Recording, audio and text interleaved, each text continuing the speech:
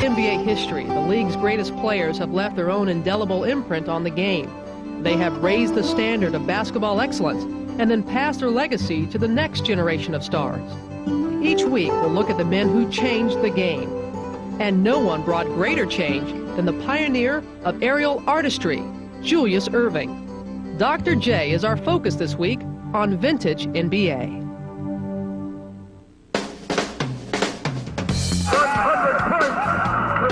2 seconds, 1 second. West throws it up. He makes it. Now there's a steal by Bird. Underneath the DJ, lays it in. Spectacular by Michael Jordan. Yes, basketball has changed. It's always been a great game, but now it has a new spirit. He dunks like Dr. J. He might be the new Iceman. The modern day Wilt Chamberlain. He looked like Magic Johnson. The future has arrived. You are watching what greatness is all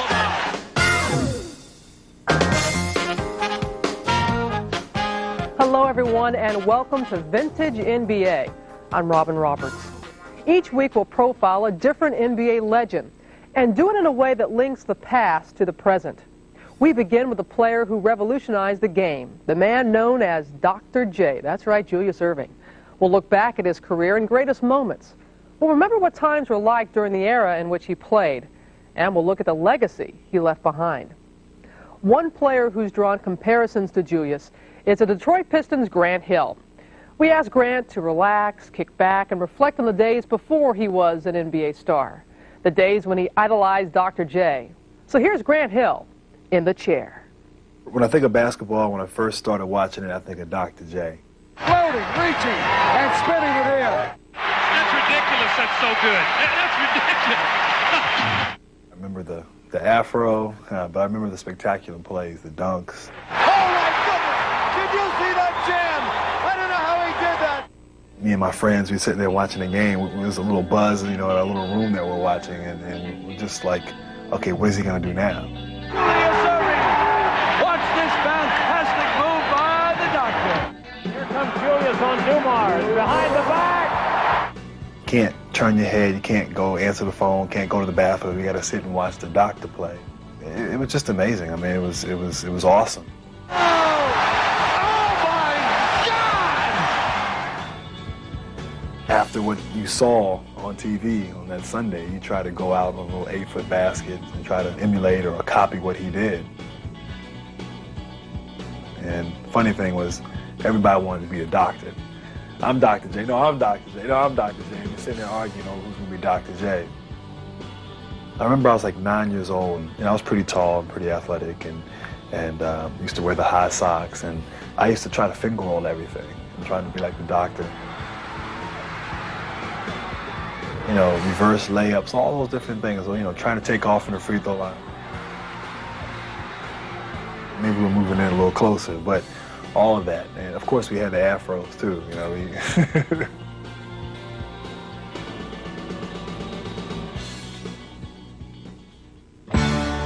I would just thank him, for being an inspiration for me, but for millions of kids out there. The doctor's back. House call. For all the spectacular things and the wonderful enjoyment that he's given us through the years. When I was young, a lot of people went out of their way to help me. That's what the Peace Corps is asking you to do. Because of his presence and his personality and his professionalism, he's been an inspiration for everyone. He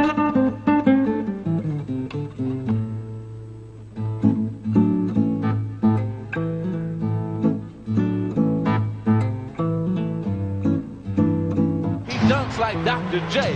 Real hard and with authority. I see Grant play. I think the all-around ability, the size of the player, how he handles himself, how he conducts himself, his attitude. I think he's success-driven versus being ego-driven. So I see a lot of myself in him. Wow, those are pretty strong words coming from a pretty strong person, Dr. J. You try to pattern yourself after people like that, and to get that compliment from a great player and a great person in Julius Erving, makes you feel good. Makes you feel real good. Anytime you meet somebody, it's an idol. It's great. I never thought I'd be giving you an autograph. Yeah, that's all right, man. I'll take it. You know, to Dr. Mr. Erving. You know, let's go casual with it. He can do it all, and he does it in spectacular fashion. He does everything great. I mean, he's the ultimate player in my eyes. He's airborne at the buzzer. Coming up, we'll see how Julius became the idol of Grant Hill and so many other kids in the 70s and 80s. We'll trace a doctor's journey through 16 seasons, 2 leagues, and one remarkable career. Stay with us. They used to call us Dr. J and the Traveling Dunk Show. The doctor with his magic show. And I can remember me and Joe Bryant was sitting on the bench. We was like, ooh, did you see that? Did you see that?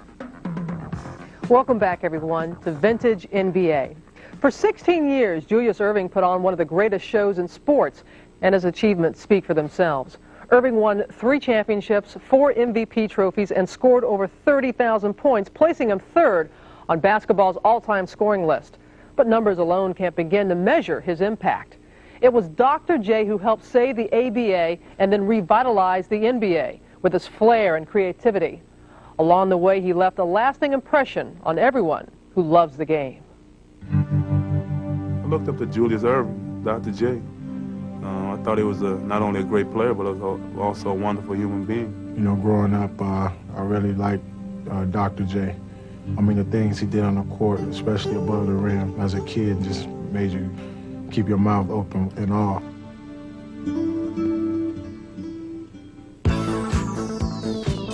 In 1971, Julius Erving left the University of Massachusetts and signed on with the Virginia Squires of the ABA. He gave the new league a new identity and a dynamic young superstar. A player with that much ability and talent, I mean, in the ABA was just really astonishing to see. And there is Julius Erving. Look at that move behind the back. Oh! It wasn't Julius Erving, it was Dr. J, which meant when he got on the floor, on the court, he operated on guys. Right down the lane, all the way, layup good! It probably was getting a glimpse of the game in the 90s and the 70s. So, you know, my game was probably a little bit ahead of its time. He was, in the ABA, the symbol of the league. Driving to the lane, up into the air, the shot looks good, it is! He wasn't just its biggest star, he was the league to those outside the ABA. He gave his team credibility. He gave the league credibility and an identity. And that sends everyone reeling. Julius Erving. In 1976, 4 teams from the ABA joined the NBA. And after 3 years with the Nets, Dr. J was acquired by the Philadelphia 76ers. I'm no longer a New York Net, I'm a Philadelphia 76er, and, you know, everyone else as well as myself might as well get used to it. The whole town was going crazy. We're getting a doctor. We're getting a doctor. All of Philadelphia was going crazy. Little kids on the playground, even in church, they were talking about. When Doc came, that like almost knocked me off, knocked me off my blocks. You got Doc, the doctor. Now, this is the playground legend. Without question, without any doubt, the absolute greatest forward that has ever put on a pair of basketball shoes. From the University of Massachusetts, number 6, captain of the Philadelphia 76ers, Julius the Doctor Erving. And Erving electrified the NBA with his aerial acrobatics and thunderous slam dunks. Crowds throughout the league were simply amazed, watching a style they had never seen before. Fans were rooting for Dr. J, but rooting for their team. And as long as they saw the doctor perform and do something spectacular, they went home happy. Here he comes. We rock the baby to sleep and slam dunk. I think taking the ball to the hoop and dunking the basketball, particularly against bigger opponents, was an expression of sorts. Look out. But for all of his signature dunks, it was a different kind of play that created his most unforgettable moment. In the 1980 finals against LA, Erving did the seemingly impossible, and even those who witnessed it still couldn't believe it. he had cut him off, and there was nowhere for him to go but out of bounds. So he jumped in the air, out of bounds. And he's floating, and he spun it real high off the top of the glass. Julius Erving hit it hanging underneath. He was trapped, and he still got the field goal. My mouth was like, and I looked at Coop. He looked at me, and I said to him, Coop, you think we should maybe ask him to do it again? Throughout his career, Julius Erving stretched the game's creative limits and captured the attention of fans everywhere. But what made him so popular wasn't just his high-flying style of play, it was also his down-to-earth personality. Carrying himself with an air of grace and dignity, Erving became the ambassador for basketball in the 1970s. Julius not only had the great skills, but he had a great aura of being a gentleman, of being a diplomat, of being almost a saint. He had personality, and he had the kind of personality that would catch your eye. I kind of learned the small things from Julius, and, they wind up being big parts of my life, keeping my humility and always thinking about somebody else. So I feel good to know the doctor. The doctor took on a new title when he became the executive vice president of the Orlando Magic. But as an executive, he decided the name Dr. J really didn't fit. So the sign on his office door reads J.W. Erving.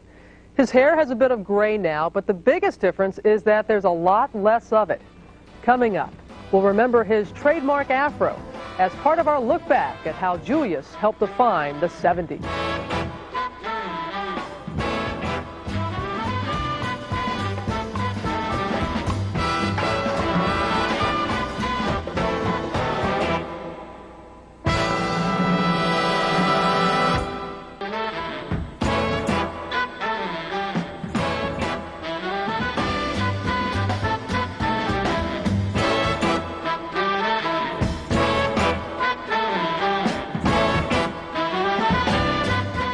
Each week, we'll not only look at how NBA greats helped shape the game, we'll see how they themselves were shaped by the times in which they played. And there was no time quite like the 1970s. Surely you remember lava lamps, bell-bottoms, gas lines, Watergate, and disco, not to mention Julius Erving. And as we check out NBA.com, and you've got to admit this is a funky computer, we discovered that Julius entered the NBA in 1976.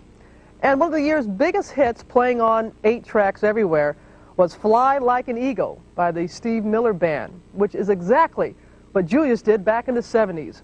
In many ways, he mirrored the decade, especially with his trademark afro. Julius was listed at 6'7", but that did not take into account the size of his hair, which, depending on the time of the game, could vary by a few inches. There were other players who were sporting afros at the time, including Darnell Hillman, who may have had the biggest. But for Dr. J, the hair became just as much a part of his image as all his sensational moves. The key to his afro, I guess, was to see how high he could pick it up straight, to see how far he could fly it back when he was running down the court. When he dunked the ball, he always had the big afro. His hair would always be flying in the back as he flying through the air, man. He was something special. I had the big afro, Doctor had the big afro. I think, don't show that photo, okay? Oh, come on, Lynette. You knew we'd show that. We couldn't resist. But the fro wasn't the only happening hairstyle at the time. There was also the Farrah Fawcett look when she starred in the TV show Charlie's Angels, and the wedge made popular by Dorothy Hamill, who won the '76 Olympic gold medal in figure skating. But the hair is just part of Julius Erving's legacy. More than anyone else, he took the game of basketball above the rim. He said it's easy once you learn to fly, and fly he did, to lofty heights. But during his era, there were other remarkable feats of aviation. From 1969 to 72, the Apollo missions were flying men to the moon. In 71, the Concorde made its first flight across the Atlantic. And also in the 70s, Evel Knievel was going up and coming down in various crash landings. And in April of 1981, NASA launched the very first space shuttle mission with the shuttle Columbia. Meanwhile, back here on Earth, Julius Erving was soaring across the NBA landscape. Now, some think he got the nickname Doctor for the way he operated on opponents. Actually, it dates back to high school, and Julius called one of his friends the Professor, and the friend responded by calling him the Doctor, which later turned into Dr. J. But he wasn't the only famous doctor of his time. Robert Young handed out medicine and sage advice in the early 70s TV hit Marcus Welby, MD. And of course, there were also the doctors of the 4077. Hawkeye Pierce and his eclectic unit were featured in MASH, whose final episode became the most watched TV show in history. Daytime TV had the most watched wedding of all time. Oh, this brings back memories. Luke and Laura got hitched in one. Okay, they weren't doctors, but they did star in the soap opera General Hospital. In 1976, Dr. J moved his practice to Philadelphia at a time when Philly was in the spotlight. Elton John had a hit song, Philadelphia Freedom. The city celebrated America's bicentennial, and an unknown boxer from Philly fought for the heavyweight title in the film Rocky. Now, Rocky Balboa didn't become champion in his first try, and neither did Julius Erving. When Vintage NBA returns, we'll relive the Doctor's greatest moment, Game 4 of the 1983 Finals, when Julius led the Sixers past the Lakers to win his first NBA championship.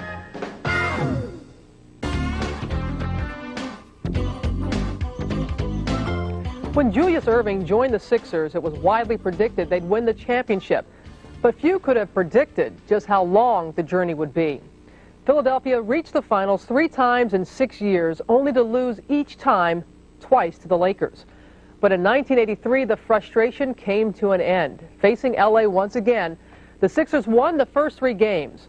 And with that as the backdrop, let's go back and relive Game 4 of the '83 Finals, as Dr. J stood on the brink of his first NBA title. Here's Brent Musburger in Los Angeles. When this series began, we were saying that the defending champion Los Angeles Lakers could become the first team in 13 years to win back-to-back titles. Now, the Philadelphia 76ers have reduced everyone to saying that the Lakers must become the first team in history ever to come back from an 0-3 deficit. There is a player on the 76ers who is closing in on that first NBA ring. He's with Pat O'Brien. Let's go to Pat. Thank you very much, Brent. Julius, there's a tendency, I think, to be up 3-0, to be overconfident, or maybe even let down. How does this team feel tonight? We feel like we're down 3-0, and all their guys are 110%. Billy Cunningham said that you were going to see real intensity tonight. What does that mean? We have to play our best game. We want to play our best game of the series, best game of the playoffs tonight. How antsy are you, Julius, to get that ring? Well, I'm just ready to go and win this game. You know, if the ring comes with it, so be it. Okay, good luck tonight, Julius. We're underway for game number 4 of our best of 7 with the 76ers trying to become the 4th team to win the championship in 4 straight games. There it is, the alley-oop done to perfection by Tony and Julius Erving, and lead change number 8 in this first period. Nearly 5 minutes gone by. Dick Stockton and Bill Russell from the Foreman Inglewood. Rambis finds the room, and Malone blocks the shot.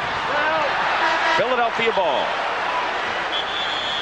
When the defense breaks down, it's nice to have a guy who can block the shot. Now here's Julius how he gets that alley-oop shot. He's working magic. Now, see, he's got there. Now he's got him. That's what you call playing without the ball. 6:55 remaining first period. The Sixers lead at 10-9 in a tight game. Sixers trying to become the 2nd team in a decade to win a title with the best record, and Julius Erving seems like a man possessed off the early start. He has 4 points. This is the biggest lead of the game for either side, 3 points, but the Sixers foul. And Andrew Toney is hit with his 2nd personal foul. Now here's that play by Julius. If he had tried to shoot that instead of dunking it, Kareem might have blocked it. Clint Richardson has come in the game. He has been a defensive force coming off the bench in this series. Kareem inside against Malone. That's normally where Malone gets the ball against Kareem, and there's nothing that anyone can do about that. But one thing about Malone, you know he's not going to get tired, and he'll be there in the last quarter doing the same thing. Lemon Johnson finds an opening. And the former Florida A&M performer. Now here's that pressure on Magic Johnson coming to bring the ball up. Clint Richardson puts him full court. Magic gets it inside. 3 red shirts around, and it was Clement Johnson, Malone, and Julius Erving. A whole group of them. Malone blocked the shot, and goaltending will be called, and Julius Erving will get credit for the basket. Now Magic wants to know why his wasn't goaltending. Because it wasn't. Those two plays weren't even close. So the Sixers have opened up a 5-point lead. Jamal Wilkes was hitting 53% during the season. He's 46% during the series. Magic Johnson's shooting is down. And Norm Nixon, who's hurt, also has been down. Malone gets his own rebound. And gets the foul? No. It's offense against Moses, who slams the ball down in disgust. So Moses Malone picks up his first personal foul, and Bobby Jones comes into the ball game for Philadelphia. Julius Erving goes out. Philadelphia off to an early lead in rebounding. In all of the 3 games, the Lakers have led at the half and also had the rebounding edge on Philadelphia. That, of course, until the second half. Another good defensive play. Now, that was Moses' quickness on that. That was a pretty good pass. Clint Richardson throws up a wild air ball, and it's L.A. possession. But obviously, they misjudged his speed or quickness because he's much quicker than most people think because of his size. Under 5 minutes to go, first period. Dick Stockton and Bill Russell here at the Forum in Los Angeles.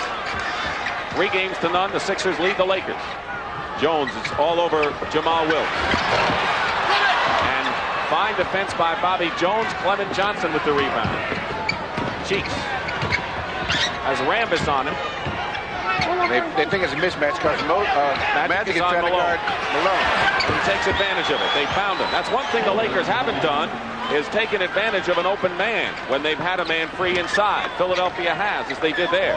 Sixers have run off 6 straight points and lead by 7, and that's broken with Kareem's mini skyhook.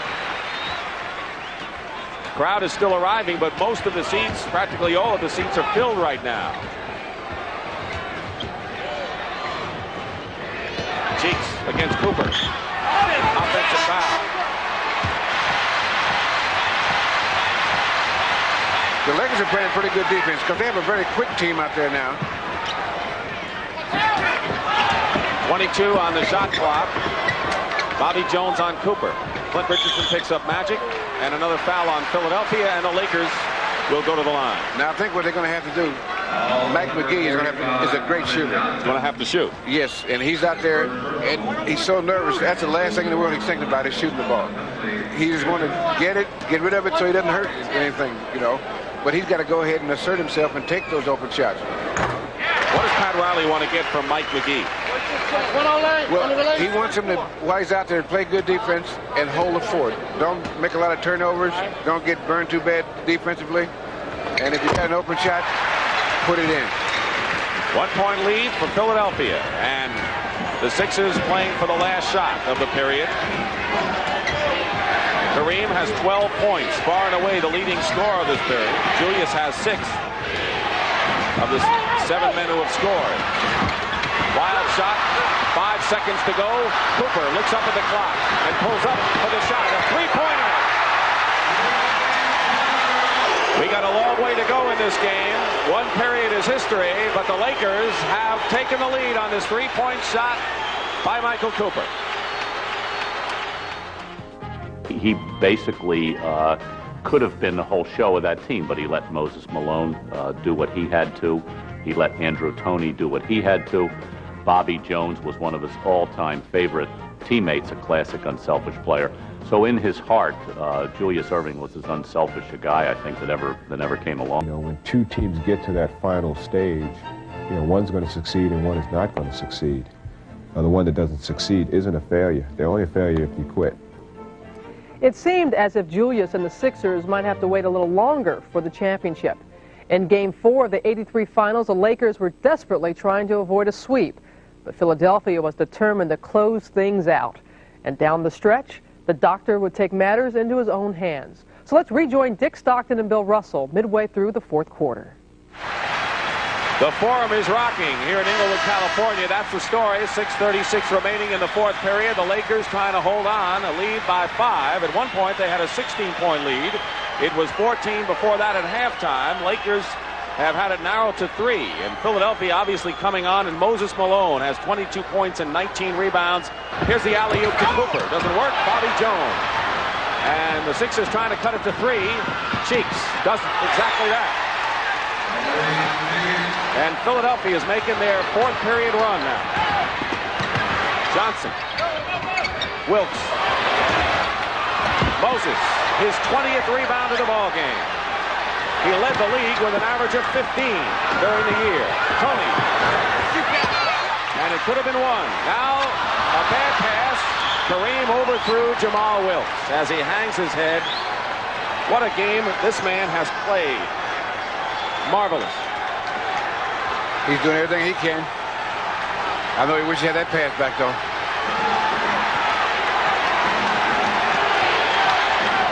.540 now remaining. Rambis got a piece of the ball, and it's L.A. Good defense. The weak side helped out just in time, then. That's the only way you can stop that play. The guys away from the ball. Lakers have fought back the Sixers every time they've come close. And they're going to call Clement Johnson with the foul on Kareem. And that'll be the 4th team foul against Philadelphia. Here is Marcus Allen, the sensational running back for the Los Angeles Raiders, and he told us that his parents celebrating their 25th wedding anniversary. Super guy from Southern Cal. They had been his first year in the NFL. Magic missed the layup inside. That was a difficult shot. Tony on the move. Illegal defense. And we know that sign so well, don't we? Huh? We've seen it enough. We know that signal for the illegal offense, and Pat Riley is saying where. That's a warning the first time that's called. The second time an illegal defense is called, it's a technical foul, and an illegal defense in pro basketball means that there's a player not guarding someone, basically playing an obvious zone defense. Lakers lead by 3, winding down to 5 minutes to go, 4th period. Tony throws it up and draws the foul, and he got the 2-shot foul out of it. And that is the 15th foul on the Lakers. Magic Johnson has his 4th foul in the books now, and Tony will go to the line. Now, Billy Cunningham is bringing Julius Erving in for Bobby Jones. And now this is the time when the game is going to be decided. They've made their run, and now they're going to go down the stretch, trying to see if they can pull another run out of it. Tighten down the defenses and get good shots as much as possible. Whatever happens, the Lakers have made a sensational performance tonight out of this game using little-used bench people because of the injuries to Norm Nixon and Bob McAdoo, who haven't played in the game. People like Mike McGee and Dwight Jones have had to play a lot. It's a 1-point game, 100-99. The Lakers trying to salvage something. Tipped up and in by Kurt Rambis. And it's 3 again. Tony again against Wilkes. Moses Malone. Taps it to Tony. And it's 1 point again. And Moses kept that ball alive. And now the train's on schedule again. Philadelphia 76ers making the run, trying to wrap it up in 4 straight. Trailing by a point. 4:15 showing on the clock. Kareem. And Malone snares the rebound with his reach, his 22nd rebound in the ball game. 4 minutes to go. Wilkes punching at Tony, punching at the ball. 5 seconds on the shot clock. Tony lost it, and Wilkes gets it back. Here come the Lakers. Cooper.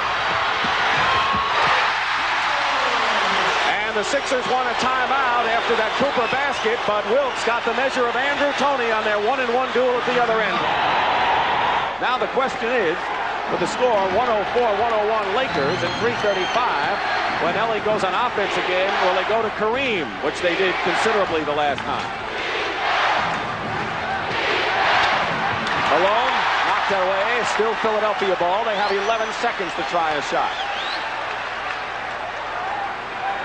Magic has 26, Kareem 25, Wilkes 21. That's 72 of the 104. that the Lakers have by those three. Tony misses and Rambis gets the rebound. Malone thinks he was pushed. He was into the second row. 3:15 to go.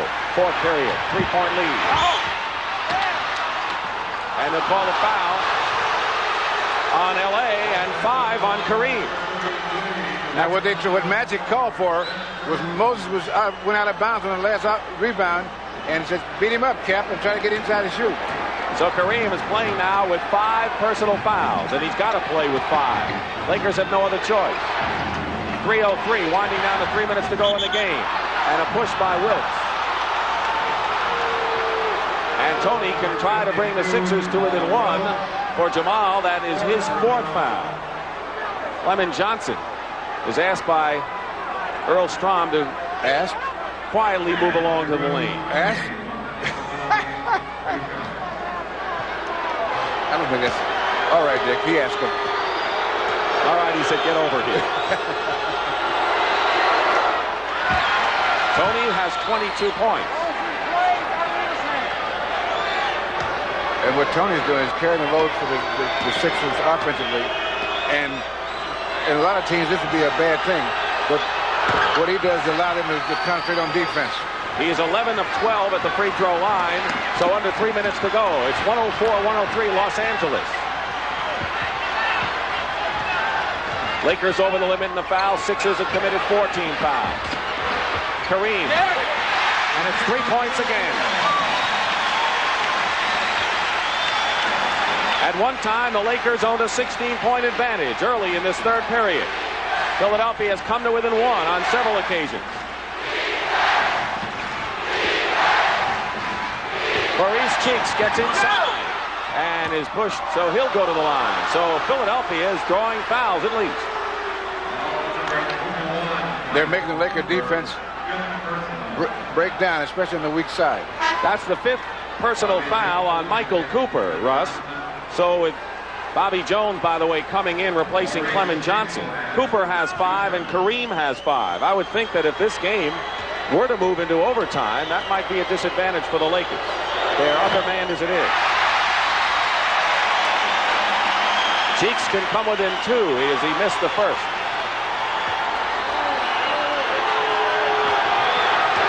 Ivoroni is fouled out for Philadelphia.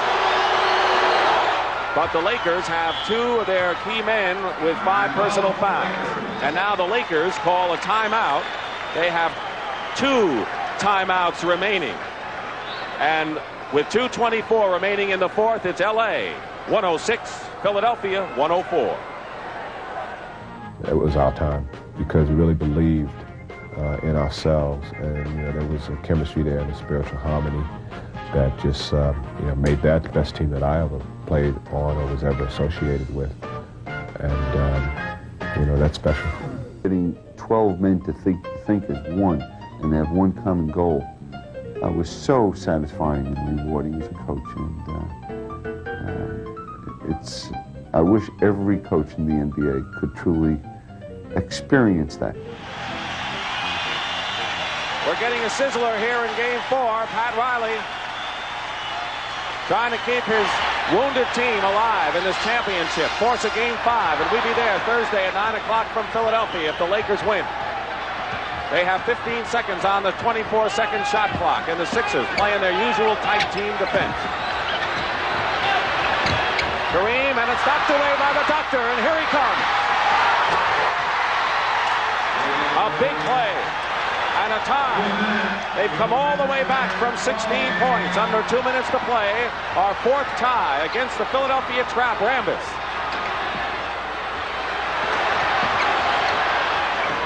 The 33-year-old Julius Erving with a big play, and Magic Johnson goes in and is pushed inside.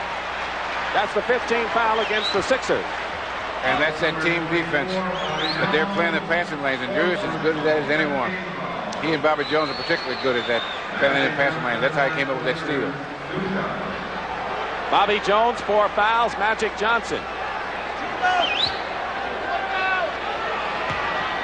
10 of 10 from the free throw line. Marty Aronoff, our statistician, keeping track, and now Magic misses at the worst time, you'd have to say. 1:44 remaining, fourth period. And the Lakers are up by 1. He has 27, does Magic. So does Kareem. They're the high scorers in the ball game. But now Philadelphia trying to take the lead with 1:35 now remaining. Bobby Jones. And this is the place they want to be. They think they can beat anyone going down the stretch. Julius gave up his dribble, guarded by Magic. Wilkes is all over Tony. Cheeks with 1 second. They don't get it off. The 24-second clock expires. Big defense by L.A., Russ.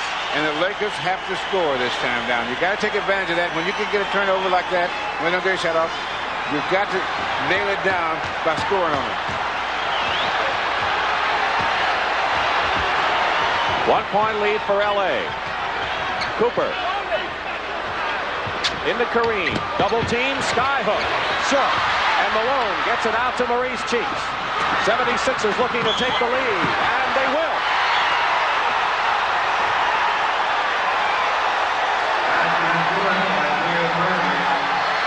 And the man who may want it more than anyone else in this forum, Julius Erving, has made the steal and the big basket, and on the feed has given Philadelphia 108-107 lead. He's made a couple of key plays going down the stretch.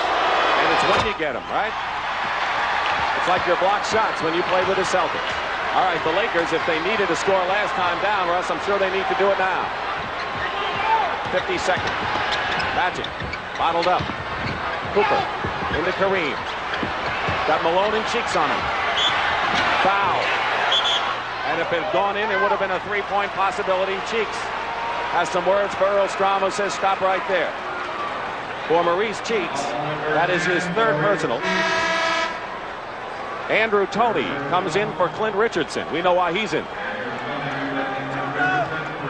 Every time there's a timeout, it depends on who's on offense and who's on defense. It's the substitution Billy Cunningham would make.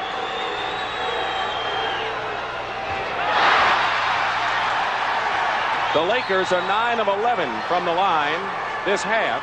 Philadelphia 22 of 25. 42 seconds remaining. Pat Riley, who guided his team to a title last year over that man, Billy Cunningham. Maybe a reversal this time around. And Kareem 8 for 10 from the line. And it's 109-108 Philadelphia with 40 seconds to go and 20 on the shot clock.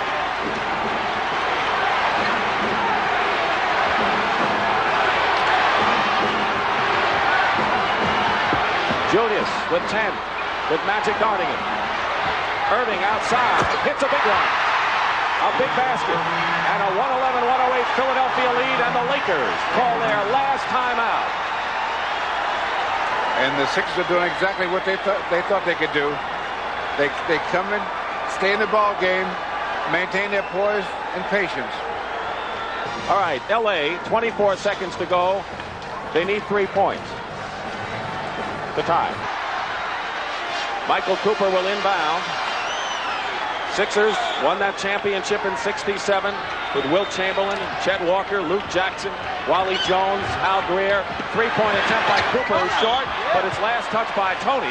So with 19 seconds, the Lakers still have a shot. Now this game is far from over. Now Kevin Loughery's been in a lot of down-to-the-wire games where amazing things can happen. Into Kareem, knocked away by Cheeks and a steal. Cheeks will use up the clock. No, Malone. And that may do it. And look at the Sixer bench. They know it. That defense, right again, that defense comes up with a big play. Magic Johnson misses a three-pointer. And the Philadelphia 76ers, Maurice Cheeks, quiet, knows they're going to be the world champions, folks. And Billy's done it, finally.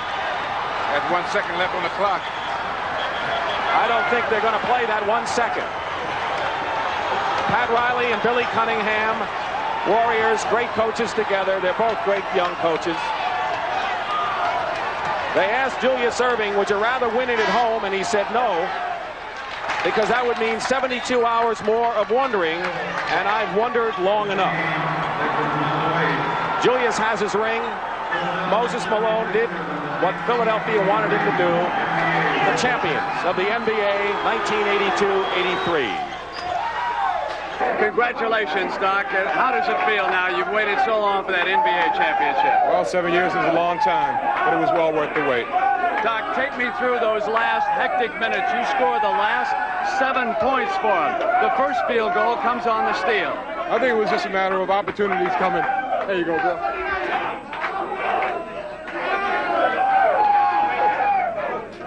Being in the right place at the right time.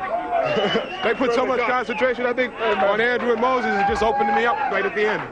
Let's all have a special nod to Dr. J. Julius Erving. This has to be a great, great night for him.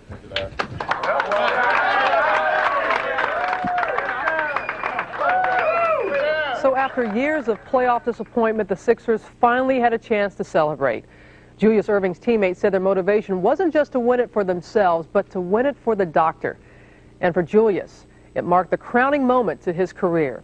He had finally won his elusive NBA championship and secured his place as one of the game's all-time greats. Coming up, more on Erving's place in history as we look at the legacy he left for NBA players of today.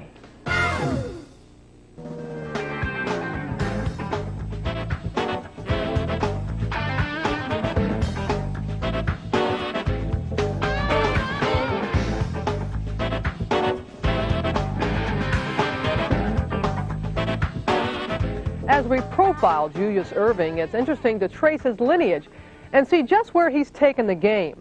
Julius was a true pioneer, one of the few players who changed the way basketball is played. But there were others who helped set the stage for his high-wire act. One of them was Elgin Baylor, who brought a new dimension to the game and the forward position with his ability to float in midair. Then, of course, came Dr. J, who took the dunk to another level and paved the way for the next wave of high flyers in the 1980s. They include the human highlight film, Dominique Wilkins, who had a wide array of acrobatic jams. There was also Clyde the Glide Drexler, who soared high above the rim. And of course, Michael Heir Jordan, who dazzled fans with his own aerial display. In the 90s, other players have taken over the NBA airways. And while there will never be another Dr. J, there are some young players who've drawn comparisons to the doctor. So who are some of the heir apparents to Julius Erving? We went around the league to get a few opinions. His hands were so big that he could do, it was like an orange with his hands. And, you know, I mean, like Chris Webber's like that. He's got the huge hands. He can just control the ball. Chris Webber with the silky moves to the basket for 2 points. The Doc was quiet on the court, and he didn't talk. He said things with his actions. I think Kobe right now is probably the closest to that, where he could do the things that Doc did. When you think of Dr. J, you think of somebody dunking over big people, and that's something that Vince has been able to do. Vince Carter showing you some of the highlight reel. His sense and his flair. Ray Allen's pretty smooth, palming the ball and just flying through the air. Creativity, bringing it to another level. When we talk about being an ambassador of basketball, I tell people Grant Hill. His presence, the charisma that he has on and off the court, the things that he represents to me. While some of today's players may have a little Julius in them, there's one thing they haven't copied just yet, his huge afro.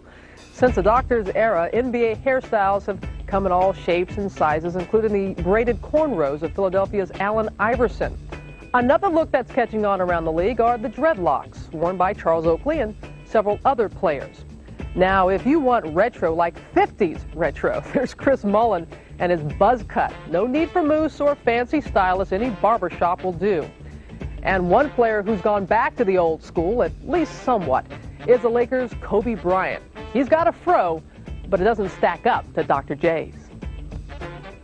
I grew an afro out, and you know, everybody was comparing it to Dr. J's afro, and I think the only difference is he actually blew his out, so his was like this big. Mine's not to that extreme yet. I'm going to wait for that. Okay, but why wait? We can get a preview of how it would look right now through the miracle of technology. Okay, we're not sure how Kobe likes it, but you can tell us how you feel about it via NBA.com. You can also tell us who you think are some heir apparents to Dr. J, or even give us your own memories of Julius. We'll be right back.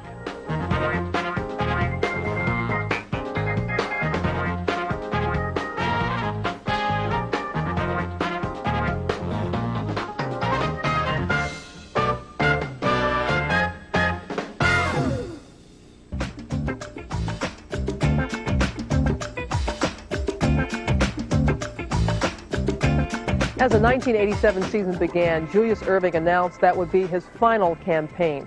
And fittingly, this legendary player received a farewell tour of epic proportions. The doctor was honored in every NBA arena, and fans had a chance to show their appreciation for all the memories he'd given them, memories that will endure for everyone who ever watched Julius Erving play. That'll do it for Vintage NBA. Thanks for watching, everyone. I'm Robin Roberts. We'll see you next week. Julius, a most respected and admired adversary whose great skill and competitive play has entertained so many for so long on the Boston parquet. This token gift for Julius.